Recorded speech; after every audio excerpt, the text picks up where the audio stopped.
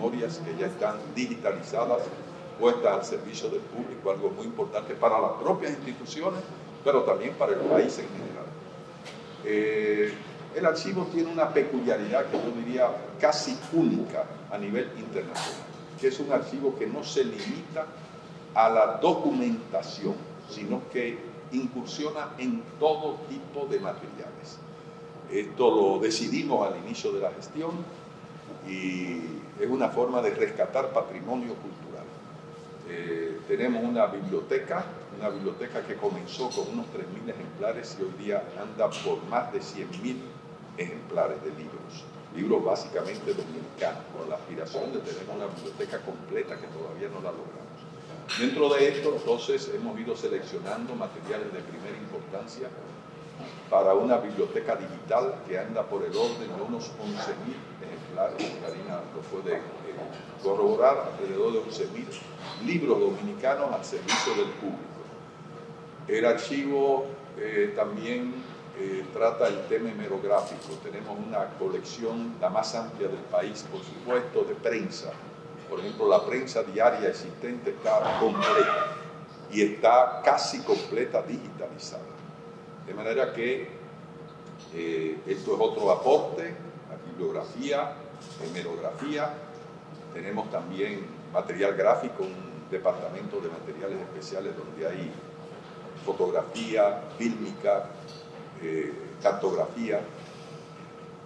Básicamente tratamos de cubrir entonces, señor Monegro, todo el espectro de materiales culturales históricos posibles. Le pongo el caso del área de fotografía. Tenemos más de 3 millones de fotografías, una parte considerable de las cuales son provenientes de la donación de los periódicos de ustedes, que hizo el mismo don Pepín Corripio hace unos años. Orquídea luego podrá entrar y los compañeros demás en detalles adicionales sobre, por ejemplo, la organización de este extraordinario fondo, que es el de los periódicos del Grupo Corripio. Creo que se acerca al 1.000.000 de fotografías.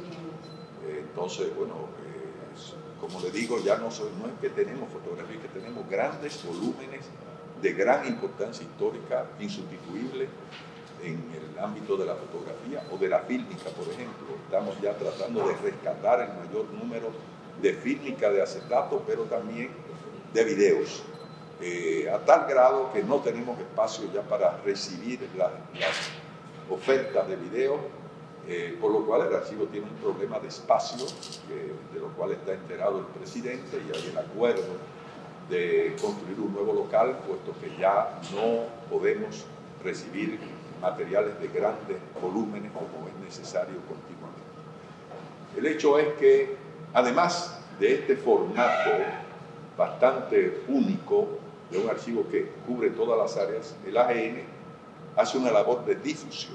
No nos quedamos en la labor de recibir, conservar y organizar, sino también de difundir. Entonces tenemos una política cultural activa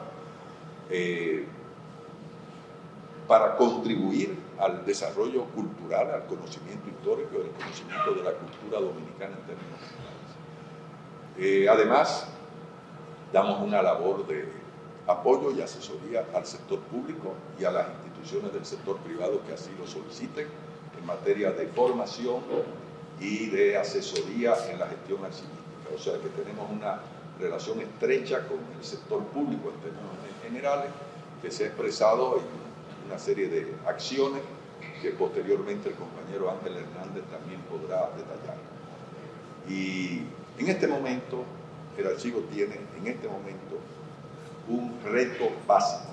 Después de haber pasado por esta etapa de reorganizar la institución, yo diría refundar. Éramos un archivo, por ejemplo, que no tenía un inventario topográfico. Eso tomó hacer el inventario topográfico, que es saber qué hay en cada caja y dónde está esa caja. Eso tomó cerca de año y medio hacerlo. En un grupo, Richard, que formó parte de ese equipo, podrá decir, pero creo que eran unas 70 personas, ¿verdad? O sea, era un grupo muy grande, porque estamos hablando de todo ese archivo, saber qué había dentro de la institución, que era algo desconocido. Entonces, bueno, pasamos luego a la fase de digitalización. Tenemos unas 30 millones de imágenes digitalizadas, gran parte de las cuales están colgadas en Internet para consumo de la población. Les puedo decir que hay alrededor, según dicen los compañeros del Departamento de Tecnología, de 1000 ingresos diarios a la página web en búsqueda de información, la mitad de los cuales son estudiantes jóvenes en los Estados Unidos, dominicanos residentes en los Estados Unidos. Pero bueno, ya estamos hablando de que centenares de personas residentes en el país buscan información a través de la página web. Es mucho más de la presencia ya personal de las personas que van a la sala de investigación de la red. Nuestro reto ahora mismo es el siguiente: pasar de la documentación convencional en papel y en formatos parecidos al formato digital, exclusivamente digital. Cada vez más se hacen documentos que no se publican por ningún otro medio que no sea el electrónico. Entonces, eso es creciente y a una velocidad ya muy acelerada, de manera que nuestro esfuerzo ahora mismo en términos de proyectos de innovación es pasar a un archivo de gestión electrónica como elemento principal en el futuro de la gestión archivística, ya no solamente de la gente, sino de las empresas y de las instituciones en términos generales. Es algo dificultoso porque implica un manejo de la tecnología, pero estamos empeñados en esto. De hecho, ya estamos recibiendo propuestas de 2 ingenieros dominicanos dispuestos a emprender la creación de este software, que es complejo, es un reto que tenemos. Yo diría que el reto principal en estos momentos de la gente. Señor director, el Archivo General de la Nación como un instrumento para los investigadores, ¿qué tan eficaz es y qué tanto lo estamos usando en la República Dominicana para la investigación? Bueno, yo tengo la impresión de que los historiadores dominicanos, los cientistas sociales y personas de muchas otras especialidades están utilizando la plataforma informática de la disponibilidad de información. Yo tengo la impresión de que sí, de que estamos cumpliendo esos, ese cometido. Me informaba uno de los ingenieros que precisamente nos está tratando de ayudar en la creación de una plataforma para documentos electrónicos, que él, como investigador, él es ingeniero informático, pero él hace muchas cosas. Y él dice que varios de sus trabajos se han basado únicamente en la información existente en el ADN. Lo pongo como ejemplo porque nos lo dijo en el día de ayer. O sea que yo pienso que sí, que los investigadores son conscientes de que en el archivo hay una disponibilidad de información y una disponibilidad creciente. Hace unos minutos le explicaba a don Bienvenido Álvarez Vega que, por ejemplo, uno de los proyectos grandes de los últimos años ha sido el copiado de la documentación existente en España sobre nuestro país, desde Colón hasta finales de la colonia y hasta el siglo XIX y parte del XX incluso.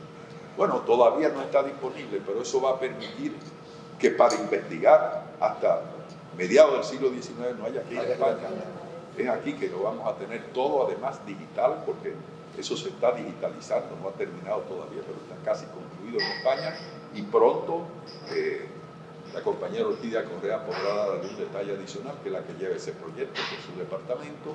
Pronto tendremos la ocasión ya de hacer inauguración formal con las autoridades archivísticas españolas, que nos dieron esa oportunidad, primera vez que lo hacen a nivel de otro país, por lo menos de América Latina, y eso va a ser un salto en términos de acceso de información del pasado.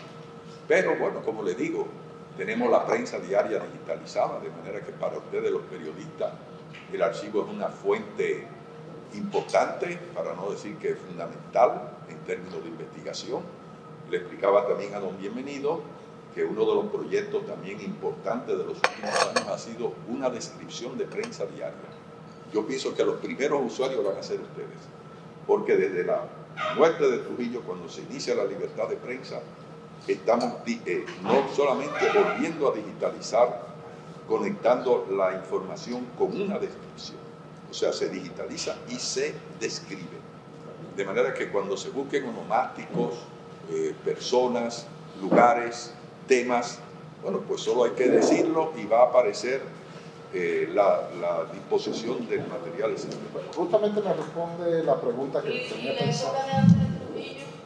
No, o sea, tenemos esos periódicos digitalizados, pero lo que le estoy diciendo es que ahora este proyecto que arranca de 1961 y que va por 1978, me explica el compañero Vilches, es ya una descripción por noticias, es decir, es una breve relación de qué dice el artículo, la noticia y a quién se refiere, o sea, temática y persona, de manera que ustedes buscan Juan Bosch, todo lo que haya de Bosch, entre el 61 y el 78 lo van a tener, que son miles y miles estamos hablando de millones de artículos, o sea, de unidades archivísticas.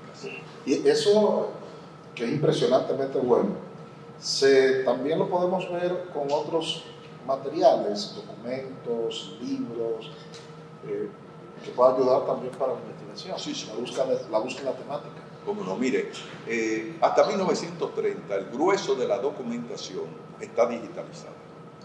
No está toda colgada y hay partes no digitalizadas, pero no porque no hayamos podido digitalizarla, sino por su estado de conservación. Es el caso de un material estratégico, que son los protocolos notariales en muy mal estado.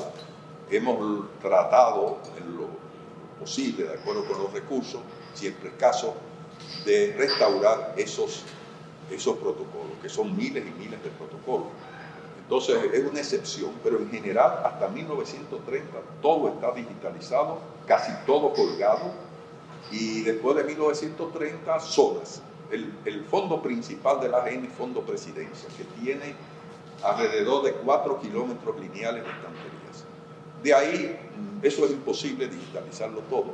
Estamos hablando de 4 kilómetros de estantería, pero estamos ubicando zonas de gran interés histórico que se van digitalizando y se van colgando también.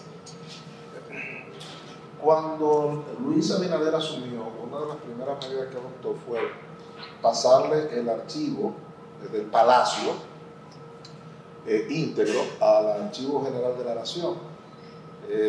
Todavía muchos estamos con la curiosidad de ver qué cosas han salido de ahí. Usted que es primero historiador, investigador, primero que cualquier cosa, tiene ese gusanillo ahí que le sale por encima de ser director del Archivo General de la Nación. Eso que le entregó el presidente, ¿qué cosas interesantes han salido? Yo le doy la palabra quizás a Vilches y a Orquídea, que tienen más información, pero yo pienso que todavía eso no ha sido consultado, no porque no demos acceso. Fíjese, hasta el día de hoy, en 18 años, no hemos negado acceso a un solo documento. Tenemos derecho a hacerlo hasta 35 años después de emitido. Tenemos el derecho de decir, no, ese documento no se puede ver por razones de honra personal o de seguridad del Estado. Básicamente esos dos motivos. Pero no ha habido ocasión, de manera que en el AGN no hay secretos, vamos a decir, secretos que puedan generar grandes problemas. Desde luego, en esta disposición que hizo el presidente Abinader, de lo que quedaba en Palacio Nacional del Archivo de Presidencia, va a haber materiales de gran importancia histórica, no cabe duda. Ahora, yo no tengo el detalle, quizás Orquídea brevemente. Perdón, ¿cómo eso de lo que quedaba? ¿Una parte se perdió o una parte eliminada? Que se había transferido. Ya estaba transferido. Es decir, la transferencia se comenzó antes del año 2000, fue una transferencia todavía pequeña. Cuando llegamos nosotros, el presidente Fernández ordenó, fue una orden presidencial, nosotros tuvimos que acatarla y eso creó situaciones bastante complicadas en términos operativos porque no estábamos preparados para recibir una transferencia gigantesca. Pero lo que estamos hablando de 40.000 cajas, el presidente Abinader dispuso el traslado alrededor de unas 5.000 cajas adicionales, creo que unas 5.000. No sé si les interesa algún detalle adicional. Agregar que previo a la publicación de las unidades documentales que recibimos de las diferentes instituciones, debemos agotar unos procesos técnicos. Entonces estamos en eso. Inmediatamente llegan las unidades, en este caso desde la presidencia, se incluyen al inventario topográfico, que actualmente tiene más de 310.000 unidades. Entonces, en este año, nosotros estaremos aplicando tratamiento archivístico con fines de publicación, para así facilitar el acceso a esa documentación que recibimos. Pero los que estén interesados en consultar pueden acudir al Archivo General de la Nación, porque vía la sala de atención a usuarios se ofrece todo el material que nosotros custodiamos. Mire, profesor, a mí me llama la atención en un país donde regularmente con los cambios de gobierno vienen a cambios de personas en todas las instituciones, y que ella ha podido mantenerse, creo que por 10 o 12 años. 18. 18 en el Archivo General de la Nación. Él es historiador. Profesor, pero dije que con los cambios en la política a nivel suelen hacer esos cambios, y eso tiene su ventaja, que haya podido mantenerse durante tanto tiempo, porque será una garantía, imagino yo, de continuidad de política en el Archivo General de la Nación. Pero, ¿cuáles son, según su punto de vista, en esos 18 años, los principales logros del profesor Casado? Bueno, yo diría los logros de la institución, no los míos, sino de todos los compañeros que trabajan, 300 compañeros que son los que hacen el trabajo. O sea que yo diría, hemos hecho un trabajo arduo, al inicio muy difícil, porque estábamos a ciegas. El país no tenía un solo archivero, una sola persona había hecho una maestría en archivística que yo conociera en ese momento. De manera que tuvimos que empezar a ciegas, contando, como le expliqué a don Bienvenido, con el apoyo primero de archiveros españoles y luego de archiveros cubanos. Hasta hoy las relaciones con España son fundamentales y se han ampliado a través de temas, a través de un programa de Iberarchivos que tiene su sede en España y de una asociación latinoamericana de archivos que nos ayudan, pero desde luego tuvimos que aprender desde la nada, tuvimos que crear, los primeros pasos fueron muy dificultosos, pero bueno, hemos hecho el trabajo. Hasta cierto punto acepto lo que usted dice de la validez de la continuidad, pero solo hasta cierto punto. Yo creo que nadie es indispensable y sobre todo la institución ha logrado una consistencia ya técnica que puede seguir caminando sola. O sea, yo diría, la institución, gracias al trabajo de los 300 compañeros que trabajan ahí, funciona sola. Es decir, ya no depende de la orientación de un director o de alguna otra persona. Desde luego, si entra un director que decida hacer daño, puede hacerlo.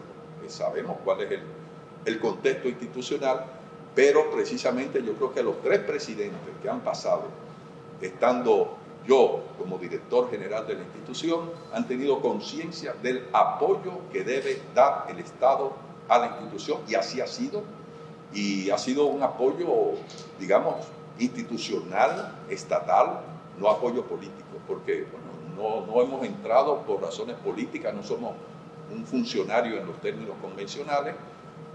Yo fui recomendado por la Academia de la Historia, no quería, yo acepté el cargo por un año. Al año me di cuenta que el trabajo no se terminaba al año, se prorrogó a los 3 años, ahí presenté por primera vez renuncia. No he tenido de ahí en adelante nunca interés en seguir, pero hasta ahora pues sigo. Eso mismo le pasó a Balaguer, pero su caso me recuerda un poquito a vos.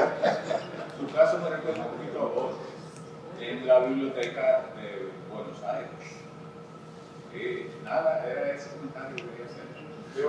Yo quería sobre ese punto, doctor. Yo, en mi cabeza, como usted va hablando de millones de documentos, toda esa riqueza documental, yo me preguntaba si ocurre un incendio y si pasa un terremoto, yo tráfico, ¿no? Pero también pude ver eso que usted dice. Si apocalíptico. No, porque hay que pensar en el peor escenario, hay que pensarlo para poder tomar una decisión adecuada. Si pasa una catástrofe, o si un tsunami, O si viene peor que todos esos fenómenos naturales, un malintencionado que quiera borrar, como ya lo ha habido, documentos de cuando la travesura de Balaguer y demás, cualquier cosa. Si han ustedes previsto algún background, algún backup, si lo han pensado. Sí, no, los documentos digitalizados todos tienen un backup. Todavía no hemos logrado sacar ese backup de la institución por razones técnicas. La aspiración es tener una reproducción de todo el material digitalizado en un centro de cómputo internacional. Tenemos uno aquí en el país. Es un poco costoso, por eso no lo hemos logrado, por un problema de recursos, pero lo vamos a lograr. Desde luego todo está copiado. Y en términos de seguridad de la institución hemos tomado el mayor número de medidas desde el inicio. Eso acompañó el inicio. Por ejemplo, sistemas de cámara, sistemas de detección de incendios, digamos, de supresión de incendios de manera parcial, porque eso es extremadamente costoso.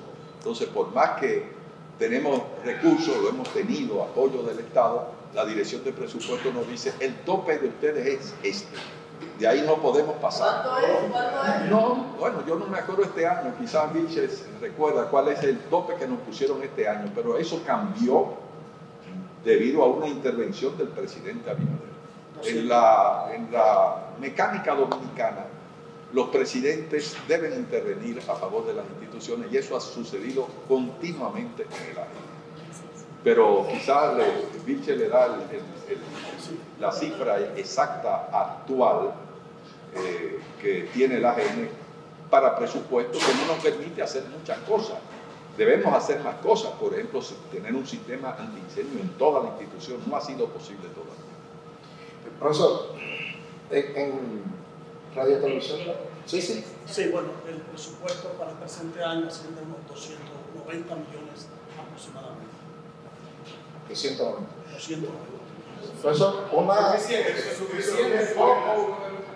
Debería ser más. Debería ser más para poder hacer trabajos que los recursos disponibles actuales no lo permiten, como por ejemplo eso, poner sistemas de supresión de incendios en toda la institución.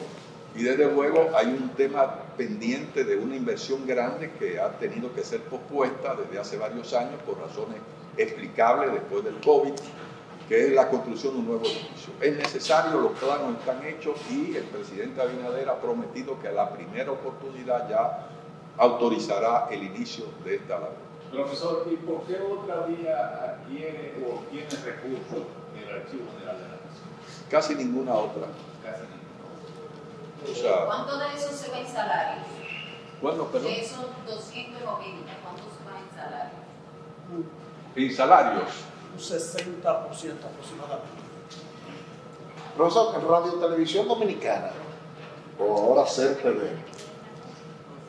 todos sabemos que se robaron de Radio Televisión Dominicana, robada literalmente, muchas joyas filmográficas de Radio Televisión Dominicana. Algunas por un interés de coleccionista y otras para evitar que se prolongara. ¿Ha sido víctima de algo similar al Archivo General de la Nación en algún momento de su historia? Sí, se depredó en el AGN, se depredó y nosotros decidimos al llegar pasar la página porque no íbamos a abrir un frente, teníamos un frente muy fuerte para reorganizar la institución. Mire, el primer frente fue limpiar. Durante 3 meses lo único que se hizo ahí fue limpiar, porque entrar a los depositores a enfermarse. O sea, limpieza. Sí. O sea, no podíamos abrir un frente de perseguir a depredadores. No, entonces ya eso se dejó ahí, se perdieron muchos documentos, pero yo diría que respecto a lo que hay fue algo mínimo, por suerte, porque en el país, por suerte, no hay un mercado documental como en otros países. O sea, los documentos aquí no tienen valor monetario. Entonces, ¿Qué tipo de gente depreda documentos? ¿Y qué tipo de documentos? ¿Y qué tipo de documentos se depredan? ¿O fueron los más depredados? bueno, yo sé, por ejemplo, una colección que se mostró un día aquí mismo, no en esta sala, pero sí en el contexto del periódico, creo que era eso hace años ya, donde una persona trajo un legajo relativo a Cayo Confite, que era un legajo de la AGN. La prueba del delito lo trajeron aquí. Sí, se nos Fue rescatado por ustedes. Y pregunta Bienvenido que si fue rescatado. por ustedes. No. Ese legajo, no, que yo sepa, no ha reingresado a la AGN. Han reingresado cosas. Por ejemplo, un coleccionista, hijo de un gran coleccionista y gran intelectual, nos devolvió un legajo que tenía su padre. No voy a dar el nombre por razones así, porque lo hizo con toda la buena fe. Un legajo muy importante relativo a la ocupación militar norteamericana. Parece que por razones personales él, como alto funcionario de Trujillo, decidió guardar eso, porque estaba mencionado en muchos documentos. Ayer lo devolvió sin problema. No ha sido la regla, pero yo insisto en que el daño que se hizo de la depredación no fue irreparable. Hubo cosas importantes, pero no irreparables. O sea, el grueso de la documentación no fue vandalizada.